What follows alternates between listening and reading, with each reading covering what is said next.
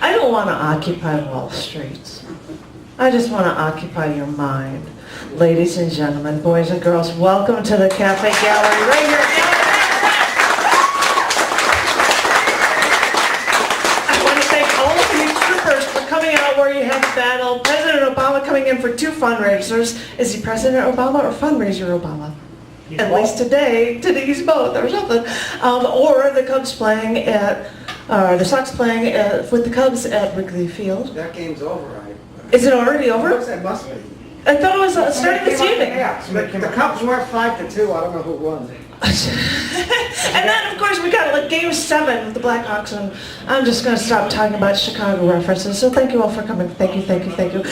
I was going to start this evening, and I don't even have a John. Could you bring that sign-up sheet? Because I have to actually know who I'm going to call up.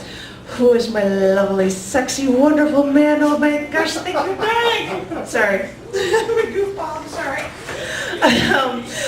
And I'm going to say it right now because everybody's running around and running late and they're like, well, where's our feature? Well, I'm like, he's on the south side. He's probably going to have to go through a lot of traffic because Obama's going to be staying, and Obama is going to be staying in Hyde Park tonight. So it's like, that's going to be plenty difficult for our phenomenal feature for GPA, the Poetic Unstopped. Yeah! I heard him. And actually, I should do a little thing for praiseworthiness for him. He is a featured poet on July 3rd, which I'll probably say when he comes up on July 3rd at the Newbury Library for Poetry Saloon at noon on July 3rd. He gets to be interviewed and reads poems and stuff, and it's an hour-long thing, and I get to do the interviewing questions, so I've got to figure out what on earth I want to ask him. But it should be really, really, really cool, and I'll have it video recorded, archived for Poetry Saloon at noon, and it'll be excellent cool. But I thought I would read, I'm not going to read anything from this issue of Down in the Dirt, even though I love this cow on the cover. I think he's so cool. But I was going to read one poem from cc&d magazine, because next week the new issues of cc&d and Down in the Dirt will be out, the May-June issues, and this will be the 20-year anniversary issue of cc&d that comes out, which excites me so. But I thought I would read this one poem, I don't know why, called Flicker by Brian Looney. Lightning makes the lights go flicker, almost like they shudder softly, a tiny weakness and a gasp. Is it just a little shiver? A mini twinkle, strong again, a steady stream of kilowatts. Lightning makes the light bulbs burp, almost like they draw a breath. A tiny hiccup and a start. Now they stagger on once more. Lightning makes the vision flake, almost like they shed a tear. A tiny dewdrop slaps the flame, but causes nothing real. Brian. Thank you, Brian. And this is what I'm trying to find pieces from other people, and I keep showing this off because 2012 had a collection book of poetry, and I also did a 2013 After the Apocalypse date book, and it is spiral bound, and all the tiny poems can be fit on for different weeks of the year, and it's really fun to just like be able to look on any week, oh, what's going on it's Saturday, June 1st, or however it's set up. So I thought I'd read 2 poems from this. These are accepted pieces from 2012 from cc&d and Down in the Dirt magazine. I have no idea which is which, but this is a poem from Lily Gardner called Innocence. I see a picture of your face in a frame on my mantel. Then I shatter the frame, and I gently pull the picture from the frame and burn that photograph. You hurt a young child. You hurt her soul, her body, her heart.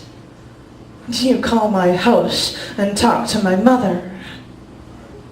She tells me it was a lovely conversation with you. She does not know. You want me to see a picture of your newborn niece. I am afraid when I see her beauty. I am afraid you will hurt her, too. It would not be so startling. I would not loathe you so. But I was so young. I know it's hard to, but really not I know it's hard to, yay, child familial abuse. No, I'm sorry. It's hard to pull that out, but, and I have no idea what I'm reading when I'm pulling this one off, and this one is by Ellen M. Weber.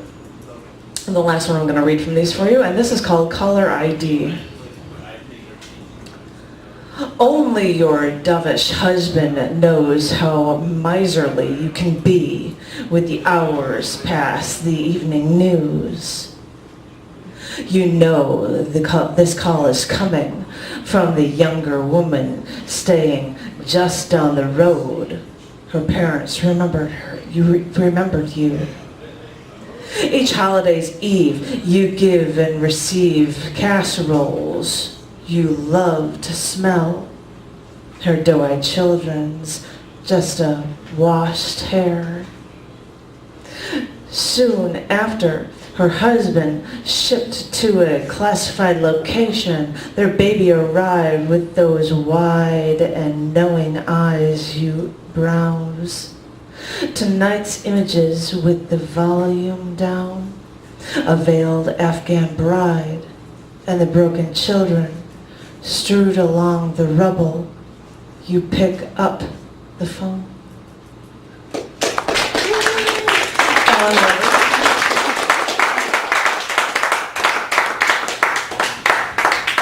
I happen to run literary magazine, cc&d and Down in the Dirt, and as you've seen, I have these little novels that'll be coming out, and as I said, issues are coming out throughout the year, and the person that I'm going to call up first, I think he's a newbie here, and I don't know if he's ever read In Chicago before, and double plus good, he actually submitted poems to cc&d, and I accepted 3 of them, so I'm hoping he might read them for us. It makes me very happy. So, ladies and gentlemen, give it a big, screaming, idiot, crazy welcome for Erren Kelly. Erren, get out here, my love!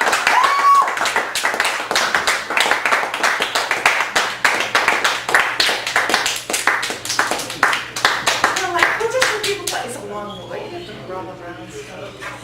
And, again, I don't know. You just set that up. And, oh, crap, we've got to stand and everything. And if you read one about Paris, there's a Paris photo. Okay. And yeah, I will read the one about Paris.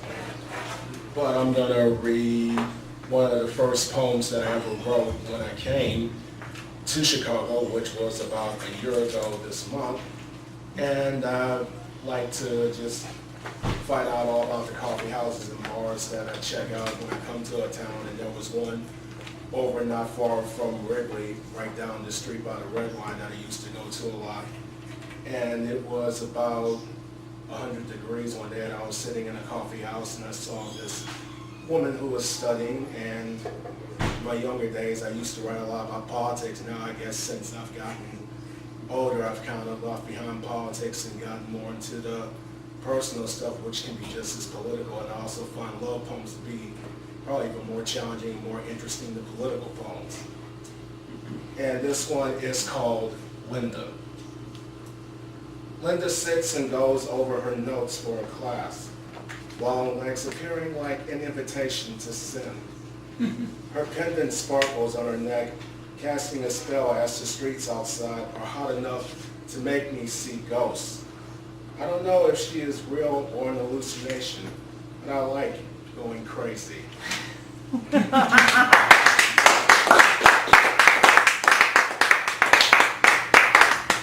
And I don't have the Eiffel Tower photo, but this is... Eiffel Tower photo?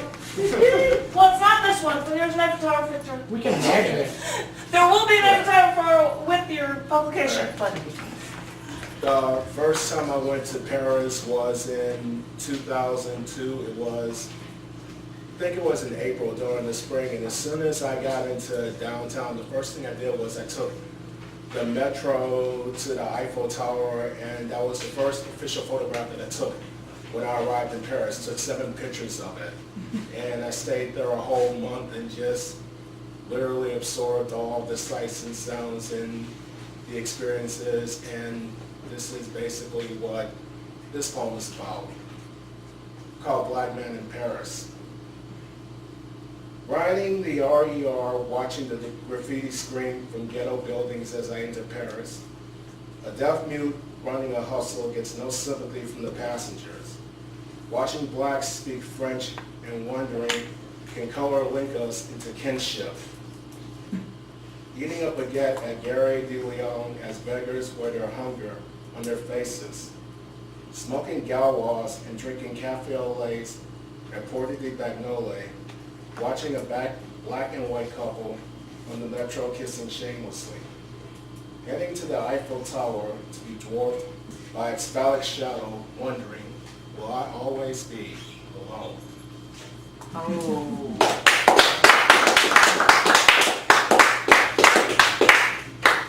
And in keeping with the whole French thing, this one is called Train to Lyon. I think this is going to be featured in the upcoming issue of Digging in the Dirt.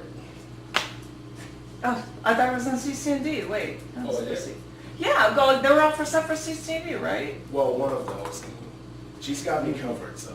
I got you. You're going to be in. If you want to know anything about it, you can always go to Scarset TV and find his ratings in the rating section after this week.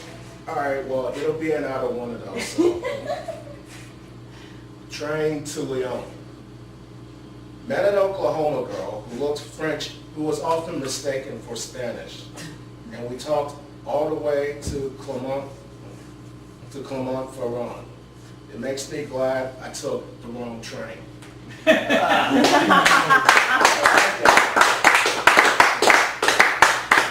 I think I will finish with this poem that I write about experiences that I write about when I go to different towns or different places that I live. One of the things that I started doing about 10, 15 years ago, because I'm originally from Louisiana, but I've also lived in San Francisco, lived in New York City, lived in Cambridge, Ohio, and I've been here for the past year. And every time I've visited a city or a town or just passed through it, I always write a poem that has something to do with the town or a city as a way of, I guess, capturing the whole experience or the whole feeling of the place. And I lived in a town called Cambridge, Ohio for 8 months. I lived with a woman that I thought was going to be, I guess, the one, and it didn't quite turn out the way that I wanted, but she still gave me enough nice memories to look back on and reflect. This one is called Cambridge, Ohio. I attempted to look up Maureen's number and call her for old time's sake. I wasn't going to say anything. I just wanted to hear her voice, the one that always told me to give me that love before she came. The voice I didn't hear the last week we lived together in separate rooms. At the bus station in Cambridge, the sky lives up to her last name. Oh.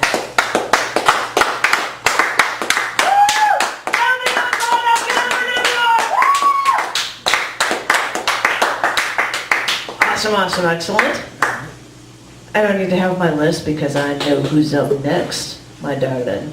Please give it up for Joffrey Stewart. Joffrey, come on over here.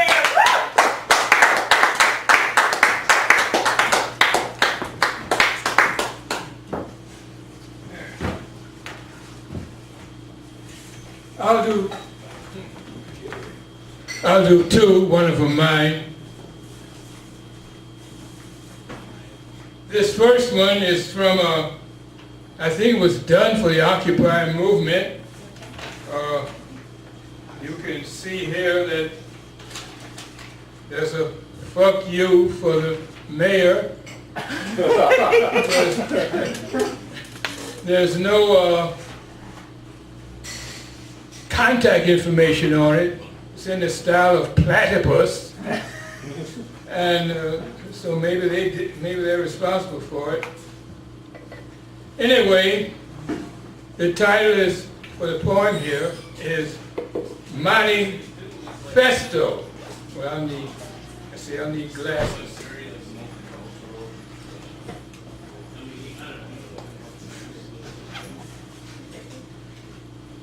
By V. Nels. Down with philosophy and retrogradismo.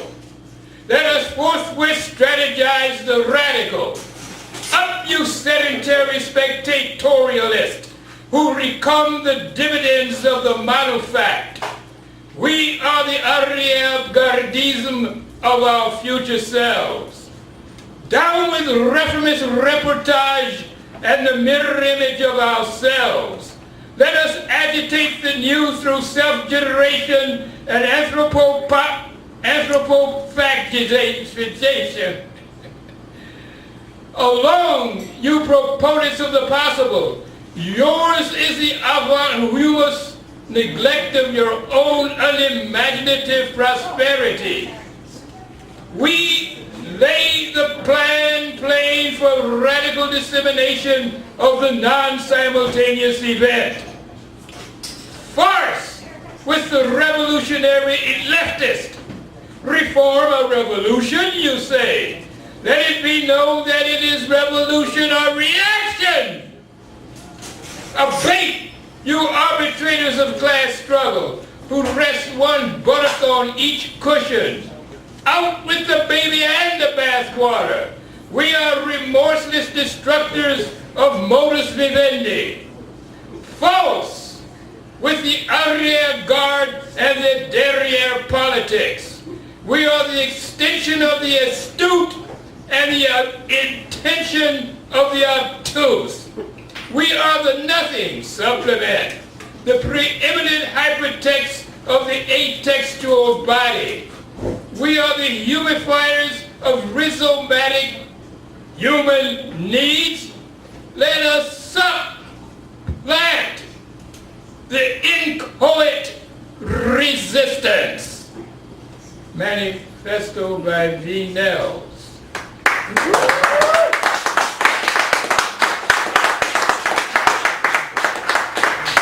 There's a couple of words in here that are not in my 1960 dictionary.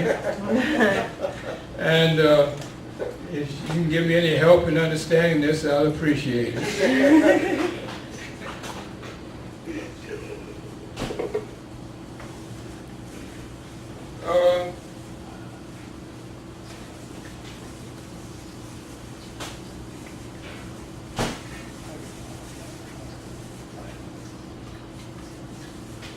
This one, well, I think more or less explains itself.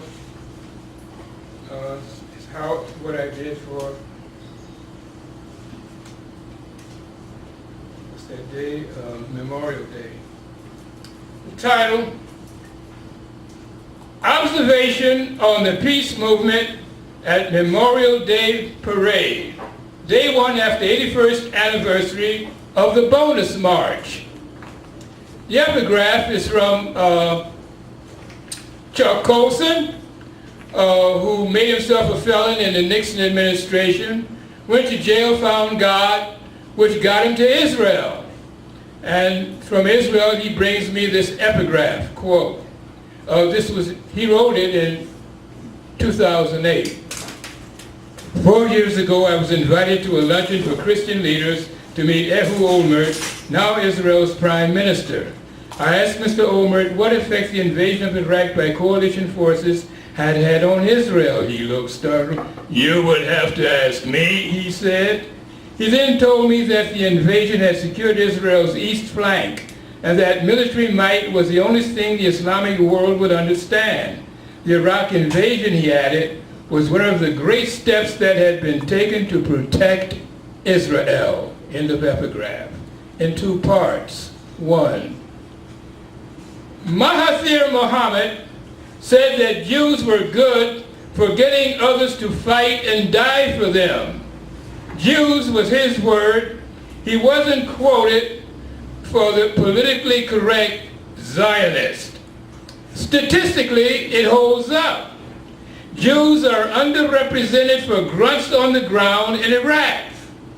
He was not like Saxby, butcher for Kent State, in the Nixon administration, but in Asia, where they sent Saxby after speaking some truth about Jews. Jews, his word, not quoted for correctness. 2. It was a fall day in May, Northern Hemisphere, when I started peace leafleting 230 leaflets to 229 people at Quinn's Turn on the Mic Plaza Rally, northwest corner, Dearborn, Washington, with Derek directing traffic. Gunfire traumatizing pigeons ended all that, whereafter, after 80 minutes, I completed outreach, southwest corner, state in Washington, missing most of the march, standing back to back with onlookers. I seem to be the peace movement presence. I won't count Christians loudly irrelevant to the tax-refusing, cheek-turning commander-in-chieftainship refusing Jesus. I saw a mask passing me by for the guy who wanted to blow up Parliament. Beneath the mask might have been something genuinely peaceful, despite the Occupy Chicago throwing me out the year before, showing up their ownership and possession by Jewish chauvinism. Maybe I wasn't so alone, and especially so since some good Samaritans came by giving me edibles.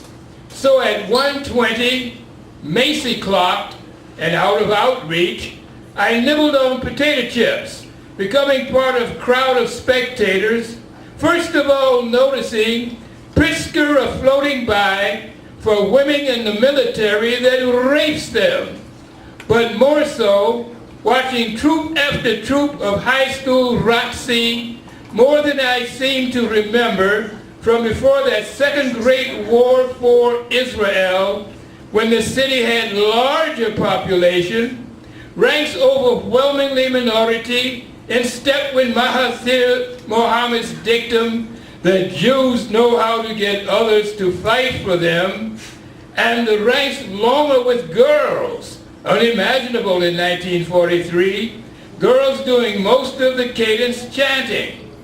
A large, ugly, threatening tank-like object with what looked like rocket launchers belonged to the police, not the military. The population afloat with Tuskegee Airmen seemed to be thinning. We are dropping off at 1,000 a month. My cousin won't qualify himself for the float because war ended by the time he learned to land the plane, saving him some conscience pang. There were no pigeons to traumatize again and loud rifles firing before the reviewing stand at parade rest to commemorate Gold Star mothers, an act I'm sure not appreciated by Gold Star mother Cindy Sheehan, who refuses to pay for any of it, and beat the IRS in court with the help of Dennis Cunningham, who became a lawyer schooled at Loyola to help the civil rights movement. A final observation on the peace movement at Memorial Day Parade without a full-length looking glass is that there were plenty of tri-colored design freely given. 50 stars originally intended to be Masonic and celebrating war, how patriotic, celebrating war in the words of a slave owner.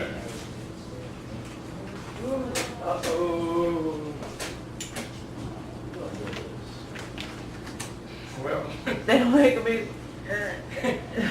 I think the flag may be stronger than I am. Well, so be it. We get the idea. Yeah. Good job, great. That, oh, he's like, I'll break this down. Thank you. I know, we're all busy like watching. Rip. Thank you. Ow! You know, and I've got a bag. Wait a minute. Huh. And all these flag pieces. Huh. And I'm sitting here going, I'm gonna have to call up the next person for the open mic, but then I thought, wait a minute, I haven't done any talking about our phenomenal feature. Well, I did before, but I would have heard it because in just a few minutes after all of us open micers are done, we're gonna hear great poems. As long as we can get them to read from GPA, the Poetica and stuff. Come on, yeah.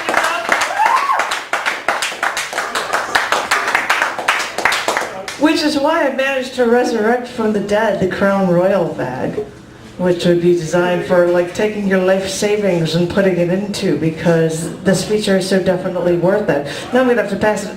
Well, I'll do an idiot toss. Ready? Boom! And I hit a camera, and I hit the camera with it, and I didn't even aim. I swear, that's action footage. Sorry about that. So the chores. Put your life savings into that, and I'll pass it around and I'll hunt you all down, because our feature is so definitely worth it. But in the meantime, I'm going to call up a man who is enthralled in conversation right now, but I hope he's got some really good poems for us. So ladies and gentlemen, please give it up for Mr. Patrick Hurley. Patrick, the love!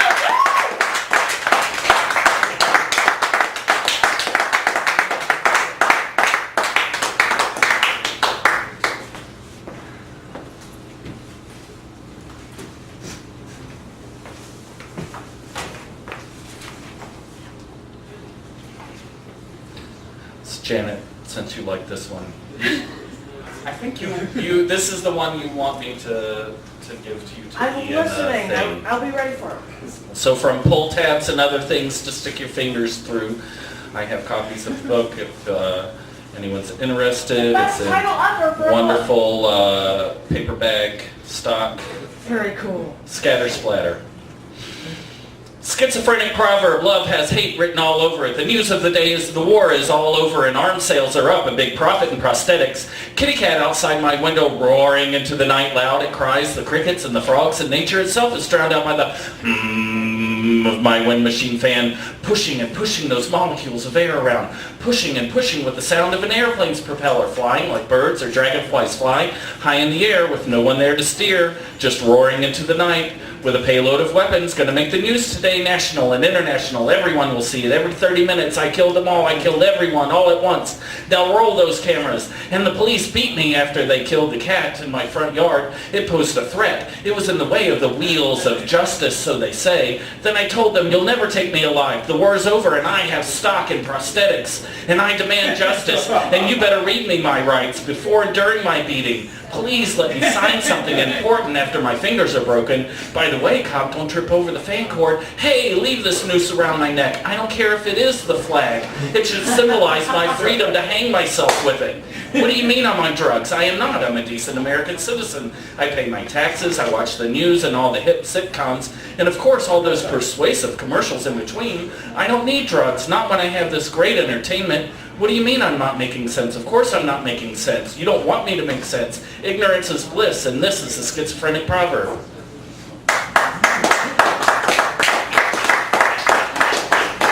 I know it's in ritual, but that would be what you hung yourself with. So. And for anybody who wanted to submit stuff to cc&d magazine, come and bug me. cc&d 96 is Scarset TV, and you could be in the magazine. So. You could be in the magazine. There can be pictures, and pictures like no reality there can be, beside fountains, the grass, trees. Pictures not revealing, there can be marble stairs, worn spots holding water where once multiple footfalls fell. Handrails holding the shine of use. Sparkling broken glass on well-worn pavement, sidewalks imitating highways, filled with important pedestrians always on their way. Pictures holding the stones, mortar, a brief glimpse into, there can be everywhere, faces and faces and faces vanishing into themselves, setting the stone forward, blasting automobile horns at crosswalks tied by don't walk, to a tiny piece of vulnerability as history's wisdom passes to the left. the right. Blue and yellow plastic hats battle old stone with a din of steel's repetitive bop, bop, bop, bop, bop, bop. Pictures bringing grit to mouth of yesterday's importance, important no more, making way for importance. There can be pictures that will never reveal, here, now, the memory of a smile captured within this drop of water below an eye. Have you seen the city? Yet, still before you I can report on this day, beauty is a memory, and it's hard to get a cab in D.C.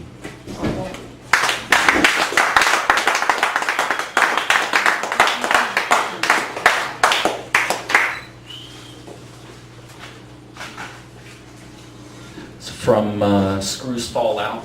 Also, I have copies in paper bag. As I said before, I would leave it on the 3 because That's it? I mean, looking at that one, yes. What were we? What were we then in the spring of our love? Bright flowers open to the sun's glory, folding our petals tight, together in the night's chill, an embrace open to each morning. Were we but leaves fresh and new, growing through our summer, stretching out our points to grab what light, what life, what energy we could hold in ourselves, feeding the roots we had set deep within fertile soil, giving rise to seeds that would grow into their own trees, sprout their own leaves. Our fine greenery, our beautiful blooms, set out only to flame in final color, then wilt and shrivel, torn from our trunk, cast adrift in autumn winds. Our dormant winters, holding the cold of our past droughts in tight rings, waiting for a spring rain that did not come. Our growth, stunted by life's misdirection. Lumberjack lawyers come now with sharpened axes, ready to hack what remains. We fall to the saw, milled to plank, set in the kiln, our moisture removed.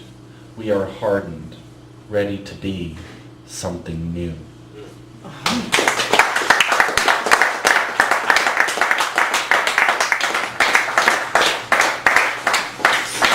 I don't usually get into lines like we fall to the saw, milled to the plank. That sounds really good. I really like that. So, and yes, I think recently he was reading something from another book that I like, but he's absolutely right. Patrick Hurley, Helter Skelter would be a good one if only he would email it to us. If, he's not even listening because he's talking to our phenomenal feature this evening, but Patrick Hurley. Last one. All right, I'm doing it once more. Patrick Hurley. Only if you would hear me. If you email Helter Skelter to us, we will take it and we'll put it in the Chicago Hall section of cc&d. I don't have rights to Helter Skelter. That's a Beatles song. Isn't that the name of the poem? No. What is the name of the poem? Scatter Splatter. Scatter Splatter. I'm just an idiot then. I have to write down Scatter Splatter. Jeez Louise. That's right, I'm the idiot. I mean, Scatter Splatter. I'm trying to remember, but it was very good, sorry. So email that to me and I command you. And for anybody who has been features in the past, I had a tentative plan to set up, if you pick one piece from a feature, it would go into a collection book by the end of the year that would be called The Chosen Few, with the stage of this in the background. Although if not enough people send stuff to me, I'm not going to bother doing the book. But I've made that offer repeatedly to our features. So now we're gonna have to call up somebody who has this beautiful verse. Oh, it's all right. I'm not even gonna say it because he's phenomenal. Please, Mr. Bill Yarrow, come on up here, man.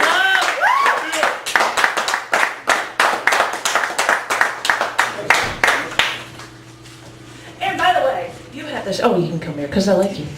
You gave a bunch of books to me and. I believe John took one of them of a collected poems or somebody and put it, because it was an old book, and put it in because he was dressed as an addict for Halloween. And Bob Rashko, my sidekick who's not here right now, was like, that's really cool. And he borrowed it, and he loaned it, and he read it. So, I mean, these things are getting growing. There's so many different applications, even for the books that you look at. But thank you, Bill Yarrow. Thank you. I'm going to read a couple poems from my forthcoming chapbook. from Trevena Barber Press, which is called Incompetent Translations and Inept Haiku. This poem is called Chapel Access. And one of the characters in it is a guy named Cranshaw, and I've done a series of poems about Cranshaw. They'll be in this book. Chapel Access. Every tunnel's a piercing. Every road's a tattoo. The billboards are wrinkles. Road signs are scars. Cranshaw said he saw eternity last night, wearing a sarong and smoking a cigar. You're full of it, Cranshaw, I said, and stared at the fraudulent broken line that stuttered in front of me. Madeline in the back seat touched me on the neck. Why so ornery, she asked. Why? 2008, 2009, 2010. That's why, I snarled. What was eating me?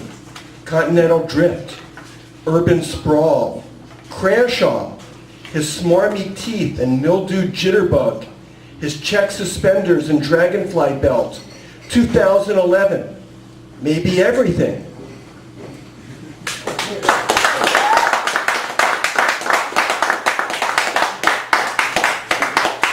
This one is called Augustinian Prayer Sonnet.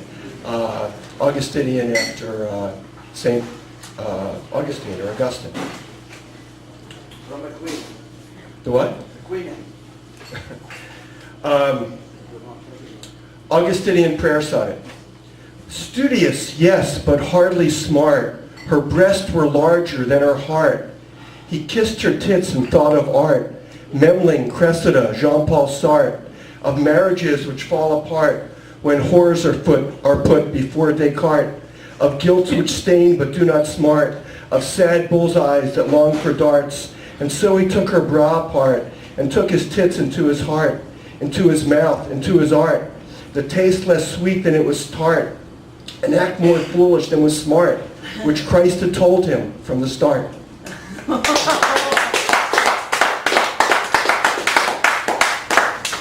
And this last one I'm going to read is from my book, Pointed Sentences, and it's called Inheritage. It's in two parts. Part one. I am being contacted by the expired synapses in my brain. They direct me to the unpaved alley that keeps reappearing in my compost dreams. There, against an antique dumpster, my disassembled past, wet and stinking, is being rebuilt by the burnished robots of discarded memory. 2. Many years ago, my family was driven into exile by the hetman Dmitro Hunia. My father and sister settled in Lyova, Moldova. My mother took me and my younger brother to Brno. I have 30 cousins in and around Baia Mare. After the war, we tried to reunite in Zhytomyr, but no one recognized anyone, so we all separated and fled to America. Thank you.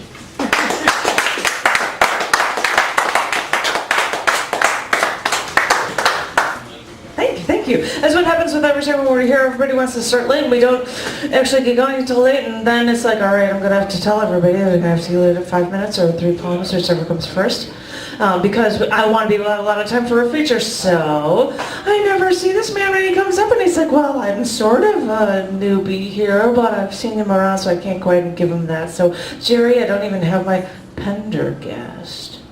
Is that right? Do I remember it? You pronounced it right. Give it up for Jerry, come on, man!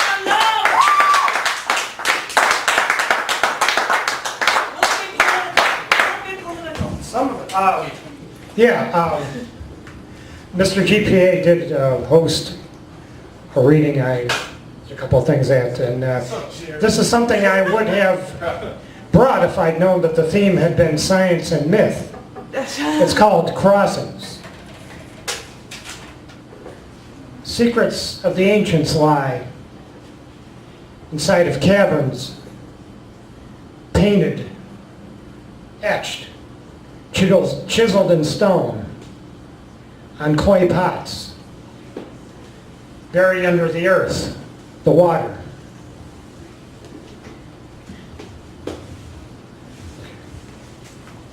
Petrified bone woven cloth baskets and remnants of homes and seeds.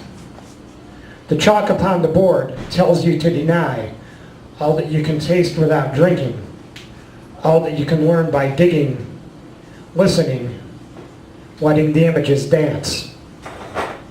You imagine a highway with no stop signs that winds through unpaved roads, trails, changing terrains, crossing unmarked borders, searching for material for building the tools that caulk the bridge between the logic and the legend. The chalk upon the board tells you who and what ain't fit. The wick stands on top of the stick, ready any time to be lit.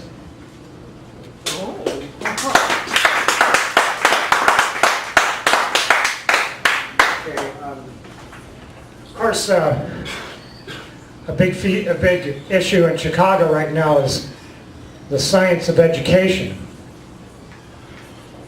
This is called Classical Ed U.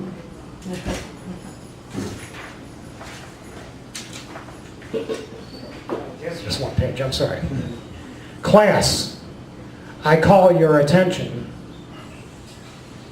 Excuse me, class, I call your attention to the various patterns of speech. I know you have been herded here from many regions. Ed, you a Cajun? You lately have heard of the various critter sizes. Excuse me, I meant theories of criticism. But please refrain from deconstructing your chairs. I'm sorry, this is in two parts. That was one. This is two. Class, I call your attention to the recommended teaching methods. Standard, I say, shun dialect. Sure, I call this class to your attention. Of standard, I say, I read that wrong, I'm sorry. Standard, I say, shun dialect. Sure, I call this class of speech to your attention. Standards of Ohio, Indiana say, drill more, test more, litter a C.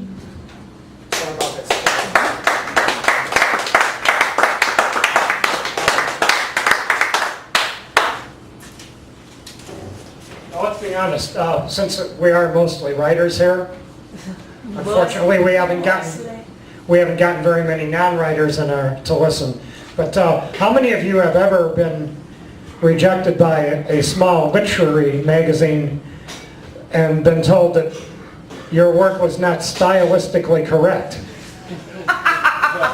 Well, if you haven't, more power to you, but I think we all have. Well, they usually don't bother telling you crap as to why you're rejected. That's awesome. But sometimes I would prefer... Explanation? A few rejection letters I've gotten, I really would have preferred that they just said, okay, we don't want this, thank you, try again. All right, well, anyway, this is called Correcting a Poem. I stir some half and half that I have poured into my coffee at the Triple Expressions Cafe, that is. A tall couple walks by on the street. Should I have them walk in the last stanza? When I wrote an earlier draft, a short man walked by in the first stanza, looked in but did not enter. Had he reappeared in the last stanza, you might have accepted my work. If the tall couple enters the cafe in the last stanza, I must incorporate them into the first stanza. Or should I just stir my coffee in the last stanza? I have no reason to stir my coffee. I have not gotten a refill or poured more half and half, but it might make my poem stylistically correct. Now, I could just have the short man, never mind. In centuries gone by, poets often would force rhymes, desiring to hear those inner chimes that came with acceptance letters in what we now call snail mail. Ain't it so cool? We are now free of those constraints in our modern times.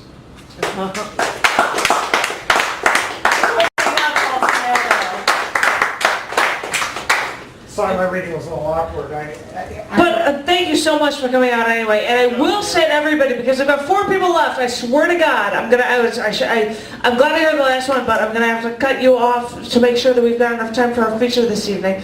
And now, because it's a good thing that I don't have my, but I remember how awesome, because it used to be part of the Bob and my sidekick show. My sidekick isn't even here, so please give it up for Mr. Bob Lawrence. Come on out there.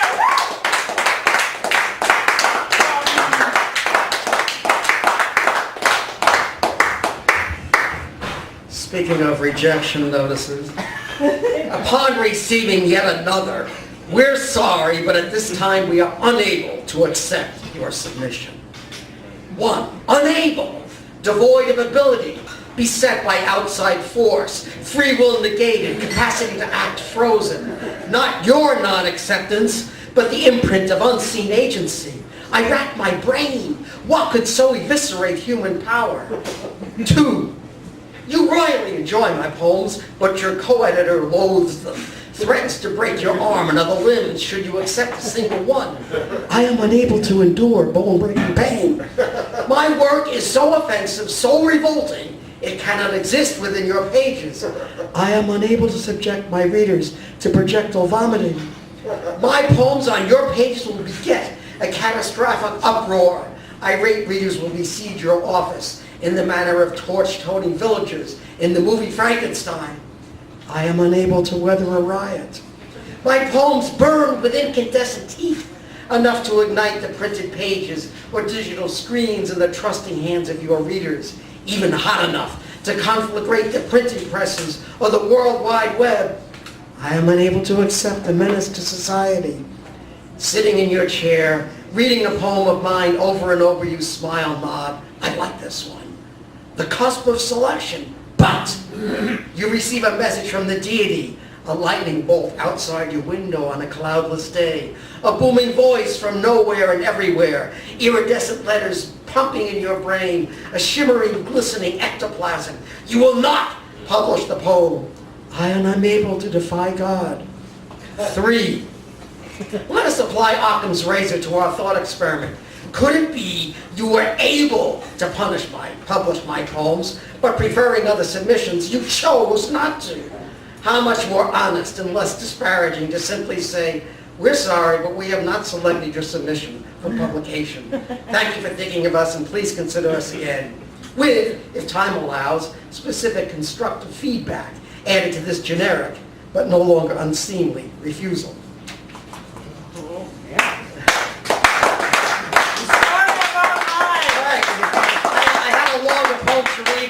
Read 2 quickies and get off the stage. Sentimental tale. Mistake met Mr. Spud. They took in a double feature. They downed a few drinks. They made staccato love. 'Twas a night of meat and potatoes. And hawk, perched on a leafless branch, the hawk speaks through its broad speckled chest, a language of feathers and bones.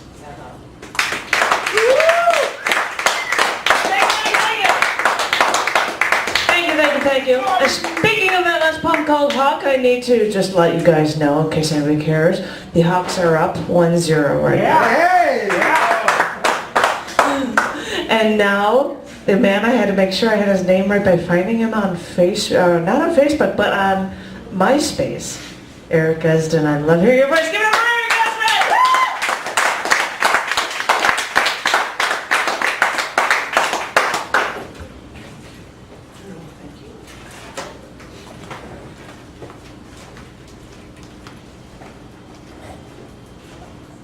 Summer. 1, 2, 3, summer. The summer is about to begin. Sun in its blast, its rays reflected in your eyes. The race of wild horses, the waves of the sea, speeding to the shore, sinking line, no way to be reached. The sunbath painted your skin, hot sand burning your feet. The walk on the long beach, singing seagull over your head, a messenger to your dreams. The breeze patting your face, the wind caressing your hair, the time of late night dance, the time of love. The summer is about to begin.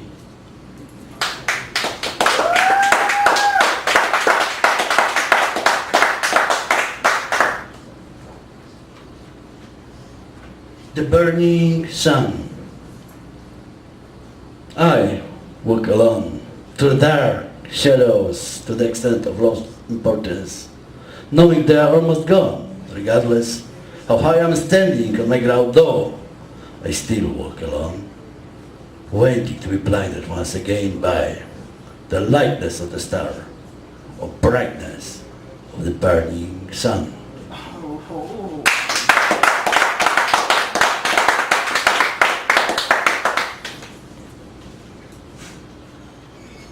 My redemption poem. You're a white flower of an abandoned meadow, which is curled behind. Your new life will last as long as a breath of firefly. Your destiny is my candlelight, my karma is an extension of my love. The joy between your arms.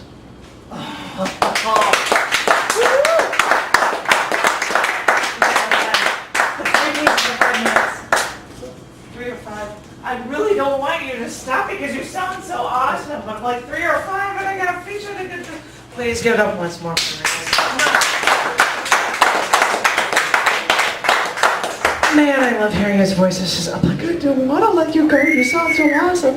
And now I'm going to hear, is he a newbie? Is he not? Or is he just awesome? Please, Umi, come on up here. Umi, get up!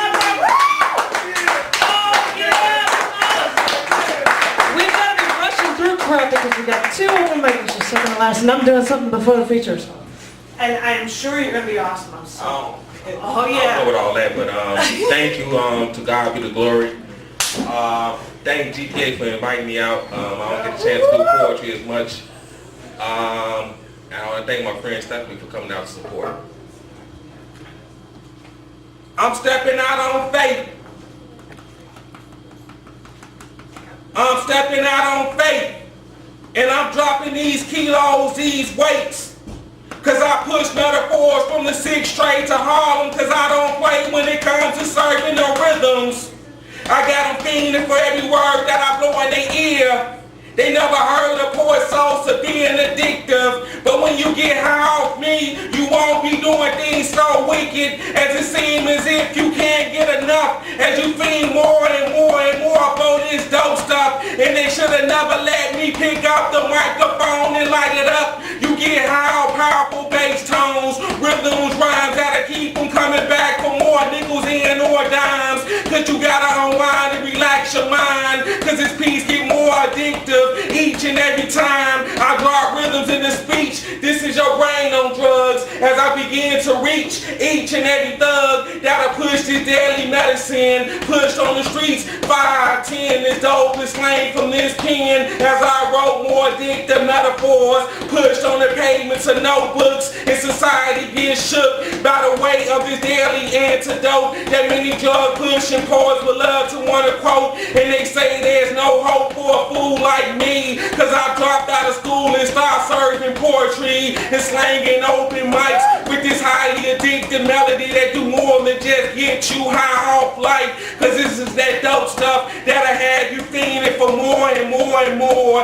as you smoke, snort, sniff the similes, getting you high off metaphor. As this pen is slang like cocaine, you go insane and you do just about anything to get a hit of this poetic pain as you smoke, snort, sniff the similes from my brain. Metaphorically, you won't rip off your family for VCRs, DVDs, TVs, or whatever. You'll build community, cause this drug I push is forever, it's eternity. And women won't prostitute their bodies, they will see the beauty and their femininity of a mother of a new nation soon to be. They will feel the effects and get blown out their mind. And brothers won't push a 9mm in or a Glock, cause they can serve a more addicted melody on the block. This drug is so awesome it'll blow you away and put a nation on a spiritual high. So I get on my knees and pray, cause no weed, no cane, no blows can put a nation on a spiritual high. To build, to grow when we never feel as high as this real drug takes effect. No pain, no worry, no stress can interfere with this high. So I deeply stress with sincere gratitude, this drug that I push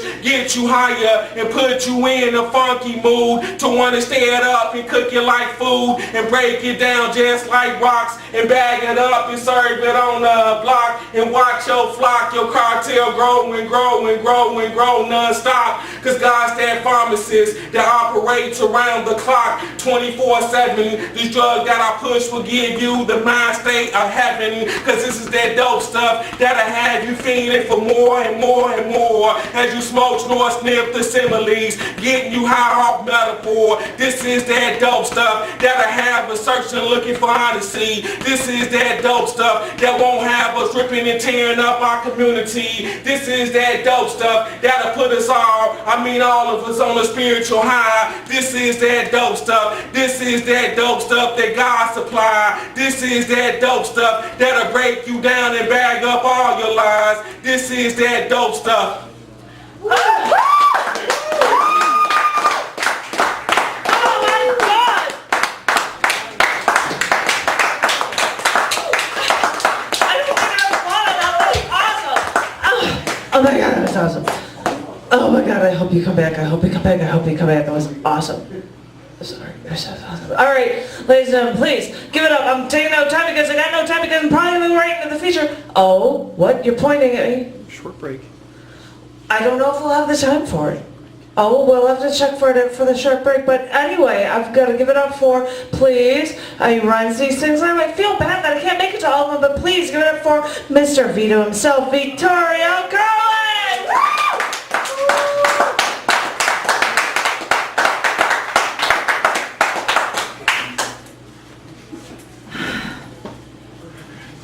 I'm going to do a few shows on June 8th. I'm going to host a show at the Art Colony. And on June 9th, I'm going to be a feature at Kathleen Schannemeyer's thing. So I can pass these around if you like. Thanks.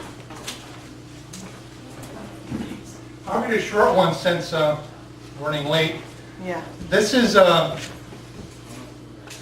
wrote this after I spent some time with some relatives' kids. The pleasures of parenting. I yearn to be a proud parent. It's the only way to go. Can't wait to smile wildly as I throw my kids to and fro. I too want to swim and bathe in vomit, piss, and shit. I yearn to be covered in undigested food and spit. I want to be woken every night and scream and shout. I want to watch kid-friendly Pixar films till my eyes fall out. I'll enjoy tripping over toys and balls in every single room. I want to organize a play date louder than a sonic boom. I want to do my part to add to climate change and overpopulation. We can replace every rainforest with a Pizza Hut in every nation. If I had some kids, I know I'd be more happy and chipper. With my luck, I'd probably raise the next Gacy Jet to Ripper. Thanks. Oh,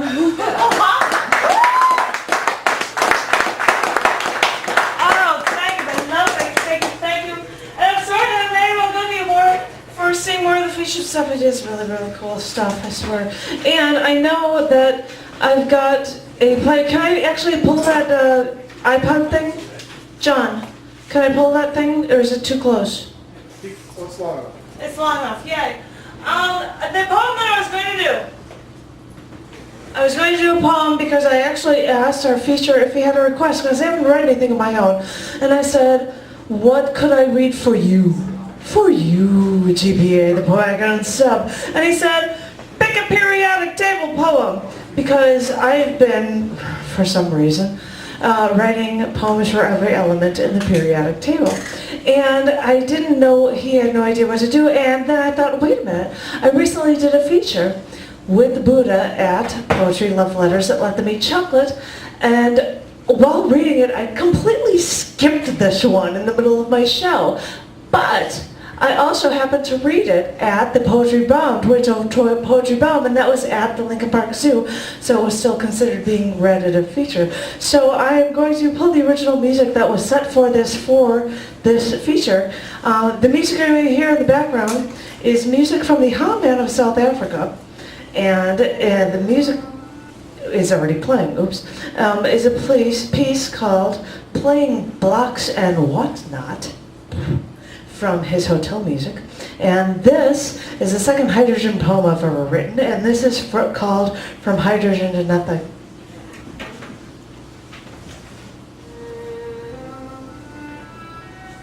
Love is like tap water, free flowing. Remember when you were little, just put a glass under the faucet and have a drink? Wait a minute, it's not like that. Water isn't free, even if you pay for the water in your own home, and it's not even clean. What you're getting is dirty, and you still have to pay for it. You know, they say us humans are like 70% water. And when I think of you and all the time that we were together, well, if you're 70% water, I have to remember that it wasn't pure and clean with you. And if this was love, if this was you, well, it wasn't free. I'm still paying for it. I mean, they say we're mostly made of water, hydrogen, oxygen, but it's like you are one electron from hydrogen to me. One electron spinning around the center of me, always keeping an all too tight grip on me. I would think it was free, and there you would be, that one presence I could never get rid of. You were spinning, orbiting, spinning my mind. You were always kept your distance, but still, you made sure you were always there, holding me down. If we're mostly made of water, you spun around me like that hydrogen atom. You kept me gasping for air. I need that oxygen. I know that we're hydrogen and oxygen, that water is that, and I know I've got it in me. I just gotta keep myself together, and after dealing with all of what you've done to me. When we're 70% water, by mass, we're only 11% hydrogen. But most of the mass in our body would then be oxygen. But an atomic percentage, by an atomic percentage, we're 67% hydrogen. Meaning that most of the atoms in our bodies are hydrogen. Just one electron spinning around that nucleus. Just spinning and never letting go. Now, when I think of you and the fact that you made me feel like nothing, well, when I think of what you're made of, I have to remember we're all made of atoms, protons and neutrons, infinitely small, wound tightly together in the nucleus. Surrounded at a comparatively vast distance by occasional, tiny, orbiting electrons. So when I think of you, I have to remember that you're made of those atoms with really tiny cores. And those atoms are filled with so much space that you're mostly made of nothing. When I think of you, I remind myself of this. When I think of the nothingness you made me feel, and the fact that you should be nothing to me, this is what I have to think of.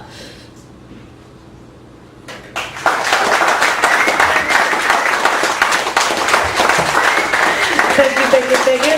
He says that we need video breaks. We're going to have like a 2-minute break before our phenomenal feature from GPA to Poetic on Saturday. We'll see you in just a minute or two, I swear. Thank you.